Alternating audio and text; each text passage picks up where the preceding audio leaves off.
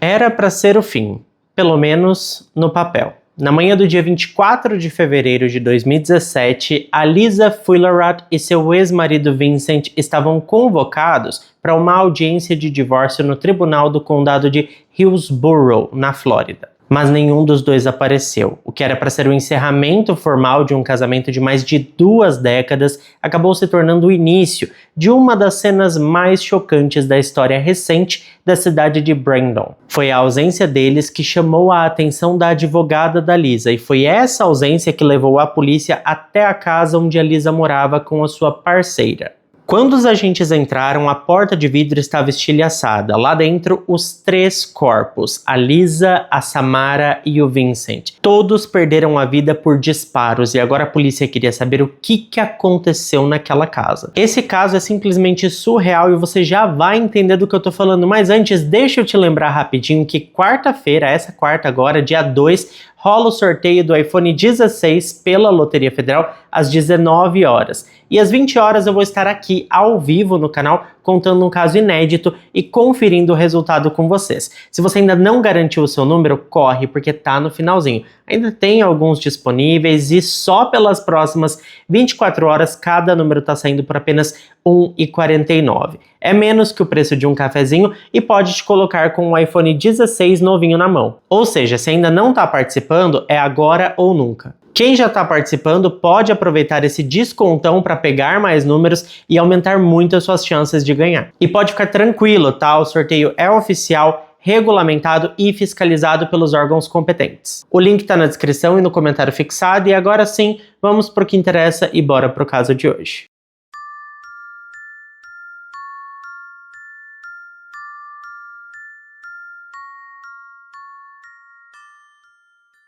Lisa Downall nasceu em 3 de setembro de 1965 em Hialeah, no sul da Flórida. Ela era filha do meio de uma família de classe média. Ela cresceu em um bairro pequeno onde quase todo mundo se conhecia pelo primeiro nome e as crianças ainda brincavam na rua. Desde pequena ela era intensa, tinha uma risada escancarada, um senso de humor afiado e uma competitividade natural, mas que fazia assim qualquer coisa virar uma disputa.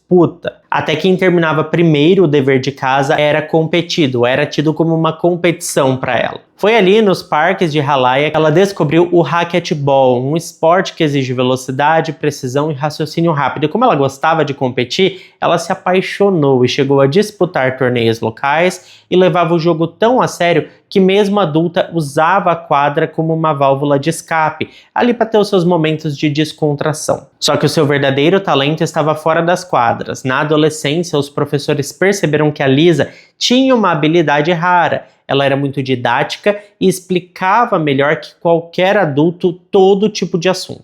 Ela sabia transformar o complicado em algo simples, fazia analogias criativas e tinha uma paciência que saltava aos olhos. Não demorou muito para que ela se encontrasse no caminho óbvio e seguiu na linha de frente da educação. Ela se formou com louvor em matemática e começou a lecionar no ensino fundamental. Ao entrar na sala de aula, tudo mudava. Ela usava piadas para ensinar frações, criava personagens para representar números negativos, fazia os alunos rirem com as equações e, mais do que ensinar, a Lisa ela conectava. Ela olhava nos olhos dos alunos, sabia quem estava com dificuldade em casa, quem precisava de um empurrãozinho extra e quem fingia que sabia só para não parecer menos inteligente. Para ela, ensinar matemática era só a ponta do iceberg. O que importava mesmo era transformar realidades, transformar vidas e compartilhar conhecimento. Foi já como professora, nos anos 90, que ela conheceu o Vincent Fullerath, que era técnico de segurança eletrônica. Ele trabalhava com instalações de sistema de alarme e monitoramento, era reservado, metódico e tinha aquele jeito de quem não gosta de confusão. O oposto da Lisa em muitos aspectos, porque ela era mais extrovertida e ele era mais recatado, sabe? Frequentava a igreja, era uma pessoa que tinha, como que eu posso dizer, um certo comportamento dentro do que se espera de alguém na sociedade, sabe? Falava manso, era todo aquele script assim. Mas talvez tenha sido justamente essa diferença que atraiu os dois, porque ele parecia ser um porto seguro, um homem estável, de fala mansa, que priorizava a família e a rotina, e a Lisa, ela entrava ali com um certo molho, digamos assim. E parece que deu super certo. Eles começaram a namorar com uma certa leveza. O Vincent se mostrou bastante prestativo, presente. Ele demonstrava interesse no trabalho dela, elogiava o seu jeito com os alunos. E num primeiro momento, o ciúme que ele apresentava, que ele sentia por ela, parecia apenas cuidado. O relacionamento dos dois evoluiu rápido, eles se casaram por volta de 1990 e logo vieram os filhos, o Michael e a Amanda. Durante muitos anos, a vida seguiu o curso natural e esperado, uma casa em Lakeland, fins de semana em família, jantares simples, fotos de família em feriados. A Lisa continuava sua jornada como professora e o Vincent como técnico. O Michael, ele cresceu e se alistou na Marinha. A Amanda, a outra filha do casal, se dedicava aos estudos e, para quem olhava de fora, era uma família comum e perfeita, como num rótulo de margarina. Só que por trás dessa rotina organizada, o controle crescia em silêncio. O Vincent começou a se tornar mais exigente, ele não gostava de surpresas, queria saber onde a Liz estava, a que horas voltava, por que tinha demorado, começou a regular os gastos, as amizades, os horários. A Lisa, que sempre foi expansiva e espontânea, tentava manter a harmonia, evitava conflitos, justificava o comportamento do marido, dizendo que era apenas zelo, que ele só queria o melhor para ela. Mas o que parecia cuidado virou uma rotina sufocante, porque ela não podia fazer mais nada sem a autorização expressa do marido. Ele não gostava que ela passasse muito tempo com colegas de trabalho, não aceitava mudanças de planos, dizia que ela dava mais atenção aos seus alunos e menos atenção para a família, e com o passar dos anos, ela se sentia vigiada dentro da própria casa, numa redoma mesmo. Mas como ela aprendeu desde cedo que o casamento era algo para a vida toda, a Lisa resistiu. Ela tentou manter a estrutura, principalmente por conta dos filhos, ela evitava pensar em divórcio, achava que dava para ajustar, para reconquistar o equilíbrio, era o tipo de mulher que não desistia fácil. Só que em 2014, quando os filhos já estavam crescidos, ela tomou uma decisão difícil e definitiva. Não dava mais para sustentar aquilo, aquele casamento não tinha futuro. A energia que a Lisa usava para inspirar centenas de alunos por ano estava sendo drenada por um relacionamento baseado em medo, culpa e rigidez. O casamento não era mais parceria, era prisão. E foi quando ela disse basta, chega, saiu de casa e pediu o divórcio. O que aconteceu depois foi uma surpresa para todo mundo e acabou servindo de gatilho para todo o horror que aconteceu nesse caso. Quando decidiu sair de casa em 2014, a Lisa não tinha um plano exato. Ela só sabia que não podia mais viver daquele jeito, sendo monitorada, corrigida, silenciada dentro do próprio lar. A separação foi como abrir uma porta depois de anos em um cômodo sem ar. No início, a Lisa alugou um espaço pequeno, mas pouco tempo depois ela recebeu um convite que mudaria sua vida por completo e a de toda a família. A Samara Ruttenberg, vice-diretora da escola onde ela trabalhava, a Lake Gibson Middle School, se ofereceu para dividir a casa com ela. As duas já se conheciam há anos dos corredores, dos conselhos pedagógicos, das reuniões com pais, então foi tudo muito natural. Não era assim uma nova amizade, não, eram pessoas que já se conheciam. E a Samara, ela era o tipo de pessoa que parecia sempre estar disponível. Ela não era invasiva, mas era bem presente. Ela tinha uma calma que contrastava com o ritmo acelerado da Lisa. Ela era inteligente, bem articulada, generosa com os colegas e conhecida entre os alunos pela política de porta sempre aberta. Qualquer um podia entrar na sua sala a qualquer momento para conversar, para pedir um conselho, um ombro amigo para chorar, para qualquer coisa, ela estava sempre disponível. E a Lisa, recém-divorciada, embora o divórcio ainda não tivesse saído, mas recém-separada, precisava de um ombro amigo ali também. E morar com a Samara seria algo bom, até para distrair a cabeça dela. E quando a Lisa se mudou para a casa da Samara, o arranjo era puramente prático. Duas mulheres adultas, profissionais da educação, que se respeitavam, dividiam despesas, responsabilidades e aos poucos também dividiam o cotidiano, o café da manhã, os desabafos sobre os alunos difíceis, as piadas internas que só quem trabalha em escola entende, e essa amizade cresceu de forma orgânica. A Lisa admirava a inteligência da Samara, a sua sensatez, a sua forma de resolver problemas sem gritar. E a Samara, ela também admirava a Lisa. Ela via na Lisa uma força resiliente, uma luz que não se apagou mesmo depois de anos em um casamento opressor. E o que começou como um apoio emocional, como dividir uma casa, virou confiança. Confiança virou intimidade e a intimidade aos poucos virou amor. Não foi um romance de cinema, foi real, cheio de cuidados pequenos, olhares que duravam mais, silêncios confortáveis, e foi assim que elas começaram juntas um relacionamento. Elas se divertiam cozinhando juntas, planejavam férias, comprar plantas para a varanda. A Lisa levou a Samara para conhecer os seus filhos e aos poucos ela integrava a nova parceira na sua vida e na sua família. Era a primeira vez em décadas que a Lisa se sentia ela mesma dentro de casa. Sem ter que medir as palavras, sem pedir autorização, sem medo de ser corrigida. Ela se sentia completamente livre e feliz. Só que do outro lado da história, o silêncio do Vincent em relação a isso não significava aceitação. Ele descobriu sobre o relacionamento das duas praticamente junto com o pedido de separação formal, e a notícia o atingiu como uma bomba. Embora já estivessem separados há algum tempo, sem morar na mesma casa, ele achava que a Lisa jamais mandaria a papelada para assinar. Ele achava que uma hora ou outra ela ia voltar. E quando descobriu que isso não ia acontecer, ele ficou extremamente ofendido. Para um homem controlador e possessivo ser deixado, já era bastante doloroso. Agora, ser deixado por outra mulher, ainda mais uma colega de trabalho da Lisa, foi um abalo à masculinidade frágil que ele tentava sustentar. Ele vivia dizendo que a Lisa tá confusa, ele colocava a culpa toda na Samara como se ela fosse uma péssima influência, chegou até a falar que o que elas tinham era errado, era um pecado e que não fazia sentido. Ele insinuava que a Samara já estava de olho na Lisa quando eles ainda eram casados e repetia com todas as letras que a esposa tinha sido levada para o caminho errado.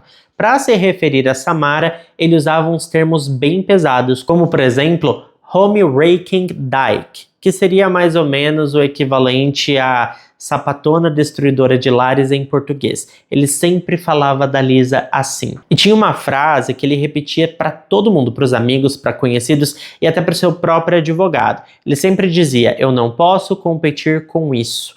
No fundo, não era só ciúme, era orgulho ferido, uma obsessão disfarçada. E a total incapacidade de aceitar que a Lisa tinha seguido em frente. Sem ele e com alguém que para ele simbolizava tudo que uma pessoa de bem não deveria ser. Tá, Bruno, mas e os filhos da Lisa? Como que eles lidaram com isso? Porque é uma grande mudança. É uma grande mudança. E o Michael, que já era adulto e servia na Marinha, ele reagiu de forma mais contida. Ele respeitava a mãe, compreendia o histórico difícil do casamento dos pais e sabia que ela havia feito o possível para manter a estrutura familiar durante anos e anos. Já a Amanda, bom, ela teve um pouco mais de dificuldade. Ela cresceu em uma casa com regras rígidas, um pai controlador, conservador, que tinha deixado ali as suas marcas e os seus ensinamentos. A separação dos dois mexeu muito com os seus sentimentos, e aceitar o novo relacionamento da mãe exigiu tempo, maturidade e, acima de tudo, um pouco de distância. Ela precisou se distanciar para enxergar aquilo com outra ótica e depois conseguir se reaproximar da mãe aceitando a sua nova madrasta. Mas nesse período, Vincent soube usar muito bem isso ao seu favor. Ele passou a dizer que a Lisa tinha destruído a família, tentava colocar os filhos contra ela, transformava conversas triviais em argumentos emocionais, sempre jogando com a culpa. Mas a Lisa, mesmo abalada, se manteve firme. Ela estava construindo algo novo, pela primeira vez com liberdade, com autenticidade, sendo quem ela realmente era. E ela não pretendia voltar atrás. Só que essa convicção teve um custo, porque para o Vincent, tudo aquilo era inaceitável. Quando a papelada do divórcio chegou para ele, o homem simplesmente se recusou a assinar. Disse que não queria jogar fora um casamento de 20 anos, que a Lisa estava fora de si, que precisava ir para a igreja, conversar com o pastor, que só assim o mal sairia dela e ela voltaria ao normal. Mas a Lisa, ela não ia voltar. Ela tinha vivido 20 anos presa a algo que considerava ruim e agora não voltaria atrás. E quando ficou claro para o Vincent que ela não ia ceder, ele começou a agir nas sombras. Ele monitorava os passos dela, ficava por perto sem avisar, sabia onde ela morava, com quem estava, o que fazia. O controle que antes era exercido de dentro de casa, agora era feito à distância. E o pior é que por mais que ele pensasse que estava no controle e que a Lisa era sua propriedade, isso já não era mais verdade, não refletia a realidade. E essa situação se tornou uma bomba relógio dentro do homem prestes a explodir. Em outubro de 2015, mais de um ano havia se passado desde que a Lisa saiu de casa. O pedido de divórcio já estava protocolado, mas o processo seguia emperrado. O Vincent, como sempre, se recusava a assinar os papéis, numa tentativa clara de manter algum tipo de controle sobre a situação. Enquanto isso, a Lisa e a Samara seguiam construindo uma vida juntas. Elas já moravam sob o mesmo teto na maior parte do tempo, numa casa em Brandon, cidade vizinha a Lakeland, mas a Lisa ainda fazia o trajeto entre as duas cidades. Ela tinha alugado uma espécie de estúdio em Lakeland, por causa do trabalho, dos filhos e também porque até aquele momento nada na vida dela estava totalmente estável. A relação era sólida, mas o passado ainda rondava. E esse passado tinha nome, rosto e endereço. Nos meses anteriores, o Vincent já havia começado a dar sinais claros de obsessão. Ele seguia Lisa discretamente, aparecia por acaso em locais onde ele sabia que ela estaria, tentava forçar conversas, fazia perguntas para conhecidos e circulava nos arredores da escola onde ambas trabalhavam. Ele sabia onde elas moravam, que dias a Lisa dormia em Lakeland, que dias ela estava em Brandon. Era um controle silencioso, mas constante. Até que no dia 2 de outubro de 2015, ele deixou de ser apenas uma sombra. Naquela tarde, a Lisa havia chegado mais cedo na casa que ela dividia com a Samara após terminar as suas atividades do dia. A Samara estava sozinha no momento, na parte interna da casa, e o que a Lisa não sabia e nem imaginava era que o Vincent tinha seguido ela de carro desde Lakeland. Ele esperou ela entrar e então invadiu a residência pela garagem, sem qualquer aviso. A Samara, que estava em um outro cômodo, ouviu o som da porta batendo com força, foi até a garagem e ali deu de cara com o ex-marido da namorada dentro da casa delas. O clima na mesma hora ficou pesado, a Samara exigiu que ele saísse imediatamente, o Vincent tentou se justificar, disse que precisava falar com a Lisa, que queria conversar, que eles ainda tinham assuntos para resolver, mas não adiantou. A Samara manteve a firmeza e conseguiu colocá-lo para fora. Ela fechou a porta, trancou e respirou fundo. Só que a história não terminou ali, porque poucos minutos depois o Vincent voltou. Só que dessa vez ele voltou armado com um objeto metálico pesado, descrito no boletim de ocorrência apenas como um instrumento contundente não identificado. Ele arrombou a entrada da garagem e foi direto até a Samara. Ele estava com ódio e o ataque foi brutal. Ele a atingiu com o objeto, derrubou a mulher no chão e começou a bater a cabeça dela contra o concreto ali do piso. Não houve tempo para pedir ajuda nem para entender o que estava acontecendo. Foi uma explosão de violência contida há meses. O que interrompeu a cena foi o grito de um vizinho que ouviu os barulhos e correu até a garagem. O Vincent tentou fugir, mas foi preso ainda na rua em flagrante depois de ter cometido toda aquela violência. A polícia chegou, as acusações eram graves, invasão de domicílio, com agravantes. Agravantes esses pesados, tá? Agressão com arma improvisada e lesão corporal grave. A Samara foi levada ao hospital com hematomas no rosto, trauma craniano e ferimentos no corpo. Ela sobreviveu, se recuperou, mas ficou com marcas físicas e psicológicas. 3 dias depois, ela fez um pedido formal de proteção na justiça. Ela disse que temia por sua vida, e isso, gente, era assim, uma frase clara e bem direta, sem espaço para dúvida, mas a resposta do sistema e das autoridades foi bem morna.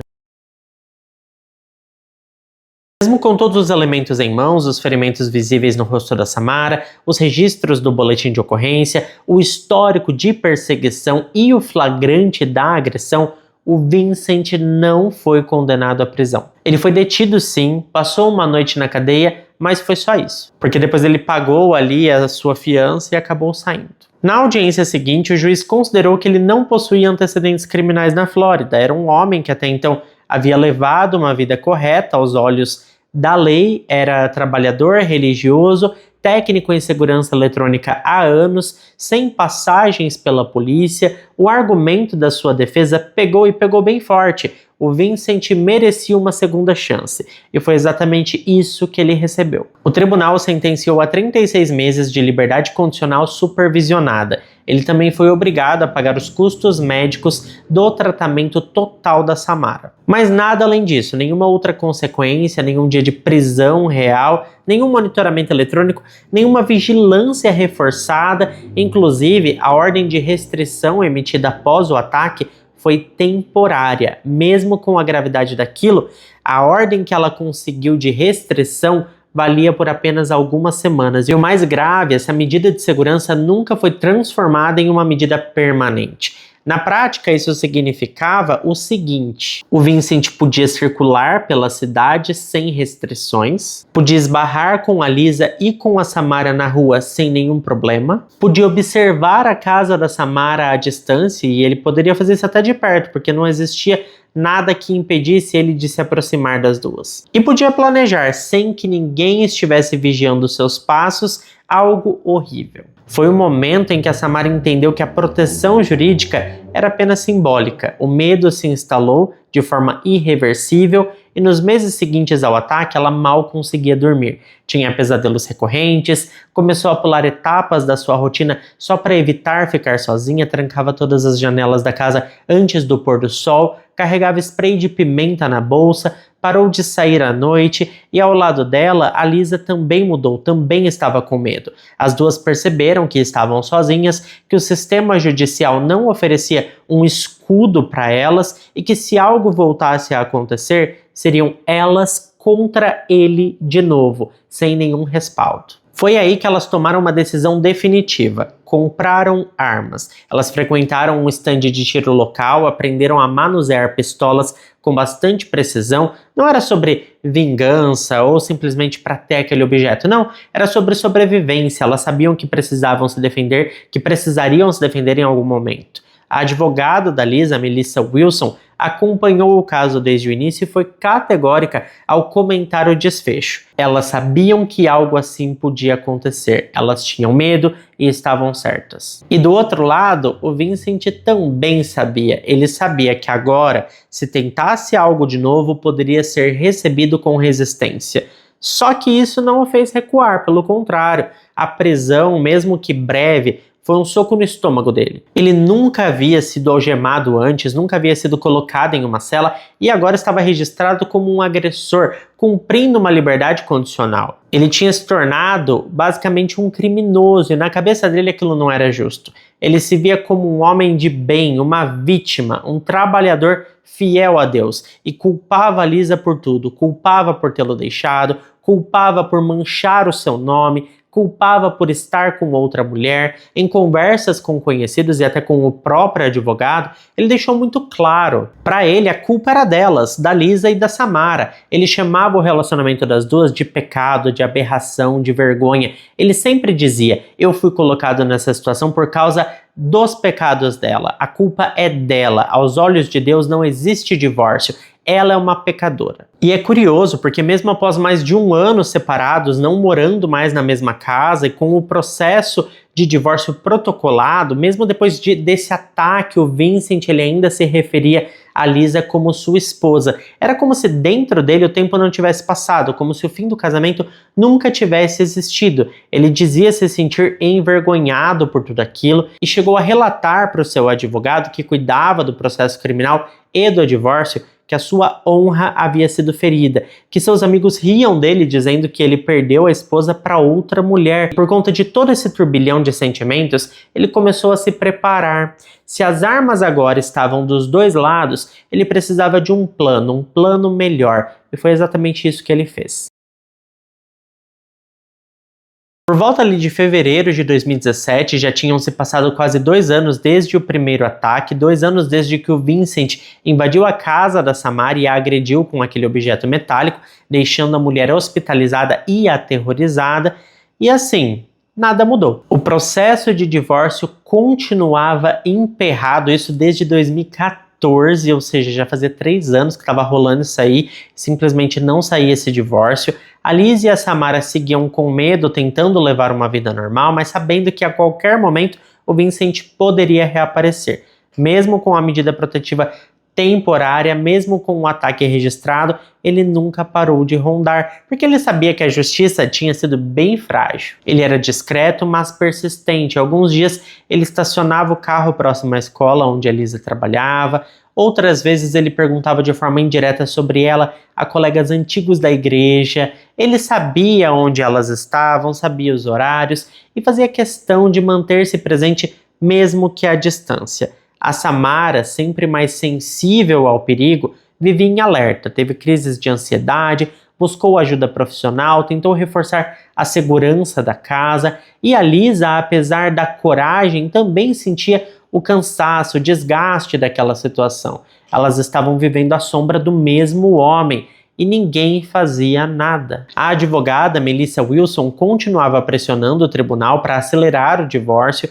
O processo estava travado por manobras legais e tentativas de postergação por parte da defesa do Vincent. Mas a advogada mexeu bastante ali os pauzinhos dela e finalmente ela conseguiu uma data oficial para a audiência final. Essa data aconteceria no dia 24 de fevereiro de 2017, às 8h30 da manhã, no tribunal de Hillsborough County, na Flórida. Aquela data seria o ponto final. A Lisa estava aliviada, a Samara apoiava ela em tudo, a audiência não era mais sobre discutir bens ou guarda, os filhos já estavam crescidos, né? Então era apenas uma formalidade jurídica para selar o fim de uma história que na prática já tinha acabado há muito e muito tempo, só o cara que não aceitava. E para ele aquilo lá era o contrário de um encerramento, para ele aquilo era o ponto final, o último ataque. Nos dias que antecederam a audiência, o Vincent começou a mudar não de forma explosiva, não com gritos ou com ameaças, mas com silêncios bem calculados que pareciam até ensaiados. Os filhos dele perceberam primeiro. O Michael estranhou quando o pai ignorou uma ligação feita no início de fevereiro. A sua outra filha, a Amanda, tentou contato pelo WhatsApp. Ela viu 2 tiques azuis no WhatsApp, mas ela não obteve resposta. O Vincent sempre foi metódico. Ele era o tipo de homem que acordava às 5 da manhã, fazia o seu café sem açúcar, lia a Bíblia, conferia a sua agenda do dia e anotava as tarefas em um caderninho de capa azul. Tudo em horários fixos, tudo com lógica, mas naquela semana ele quebrou a rotina. Ele faltou a 2 encontros com amigos da igreja, não apareceu para a reunião mensal do grupo de orações, sumiu dos grupos de mensagem que ele mesmo administrava, ele simplesmente desapareceu. Seus filhos chegaram a ir até a sua casa em Lakeland, mas nada parecia fora do lugar. E isso era o mais estranho. A cama estava arrumada, os sapatos alinhados no armário, tudo certinho, a geladeira bem abastecida, as cortinas estavam abertas, só que o Michael, ele acabou percebendo que algumas coisas estavam faltando ali na casa, como por exemplo, os documentos pessoais do seu pai, a carteira de identidade, certidão de casamento antiga, registros do processo de divórcio, tudo isso estava faltando. Um estojo de ferramentas também tinha sumido e uma mochila grande que ele usava raramente, que não estava no armário. No trabalho, Vincent tinha solicitado uma folga para aquela semana e disse ao chefe que tinha alguns assuntos pessoais inadiáveis para resolver. Ninguém perguntou o que era e ele também não disse. O que ninguém sabia é que nesse meio tempo ele estava se preparando. Esse foi o período que ele ficou de vigília. O Vincent dirigiu até a casa da Liz e da Samara em Brandon pelo menos 3 vezes no mês de fevereiro. Ele nunca batia na porta, tentava não ser visto.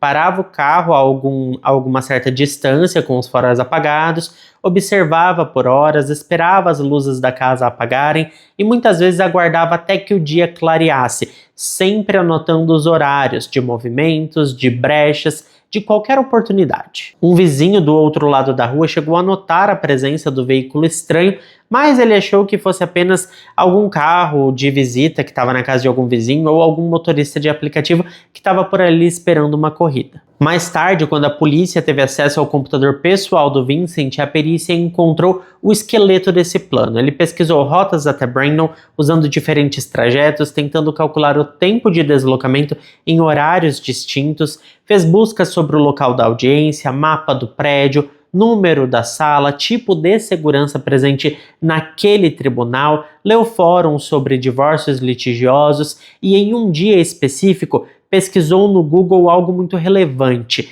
pontos vitais do corpo humano. É claro que aquilo era uma pesquisa planejada para que o seu golpe ou disparo fosse certeiro. Ainda durante o seu planejamento minucioso, Vincent passou em uma loja de ferramentas na região de Tampa, comprou um canivete tático com trava de segurança e poucos dias depois retirou de uma caixa forte uma pistola semiautomática. Esse objeto estava registrado no seu nome e ele mantinha aquilo guardado há alguns anos, alegando ser somente para defesa pessoal e que ele só usaria em momentos específicos. Tudo isso passou despercebido pelas autoridades, nada foi sinalizado, nada foi impedido. Afinal de contas, o Vincent era um homem com ficha limpa, ninguém estava monitorando ele. Mesmo após o incidente, ele não foi preso, porque ele era trabalhador, religioso, temente a Deus, e era assim que ele se apresentava, e foi assim que o sistema o enxergou até o fim. Só que para Lisa e para Samara, ele nunca mais foi o mesmo depois de 2015. E esse silêncio repentino às vésperas da audiência soou como um aviso. Na manhã do dia 23 de fevereiro, um dia antes da audiência final de divórcio, a Lisa comentou com a Samara: "Olha, ele tá muito quieto, tem alguma coisa errada." As duas chegaram a cogitar que ele pudesse cometer algo contra si mesmo, porque era perceptível que ele não aceitava o fim. Vivia repetindo até nos documentos judiciais que aos olhos de Deus o divórcio não existe. Esse tipo de linguagem era uma constante e reforçava a sensação de posse e de domínio de que a Lisa era dele por direito. A Samara, um pouco mais racional, acreditava que ele não teria coragem de agir novamente, afinal de contas, ele já tinha sido fichado, Mas mesmo assim, ela reforçou as trancas de todas as portas naquela noite. O que elas não sabiam é que por volta das 6:30 da manhã do dia seguinte, o Vincent já estaria na porta da casa delas.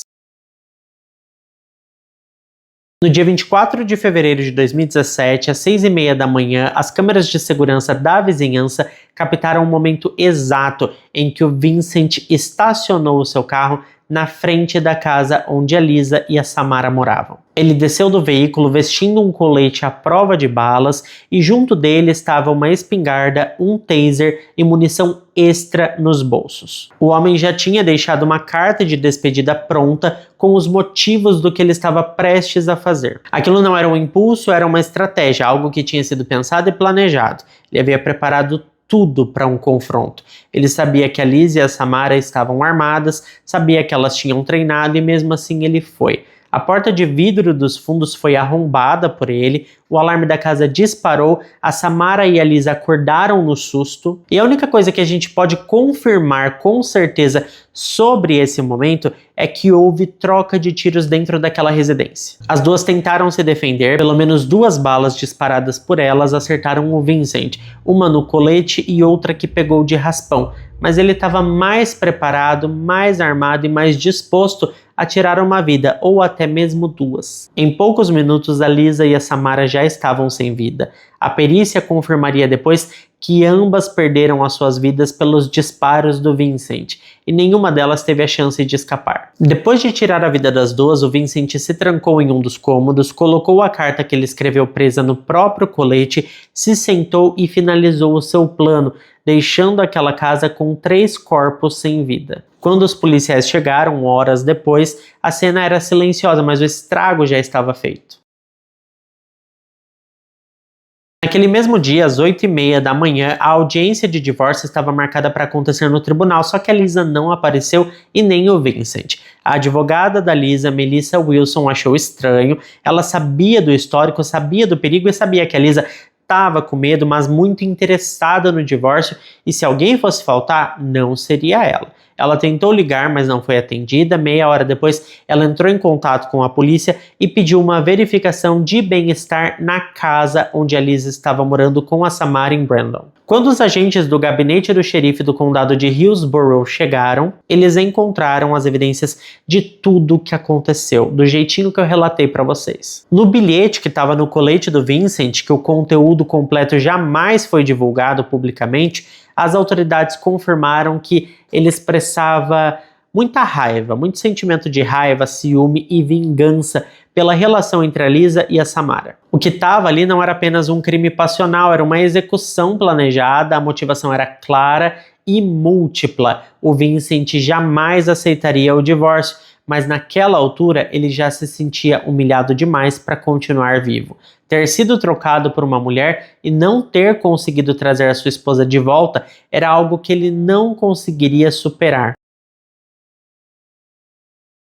No fim das contas, não teve justiça, não teve julgamento nem condenação. O Vincent tirou a própria vida logo depois do crime e com isso levou embora qualquer possibilidade de pagar pelo que fez, de ser responsabilizado pelo que fez. O silêncio foi tudo que sobrou. Os filhos do casal ficaram despedaçados porque eles perderam a mãe e ao mesmo tempo perderam o pai. A Amanda chegou a desabafar com uma amiga dizendo: eu amava ele, mas ele tirou a vida da minha mãe e eu nunca vou conseguir entender. E vamos ser sinceros, quem que poderia entender algo desse tipo? A justiça, gente, teve a chance de impedir e simplesmente não fez nada.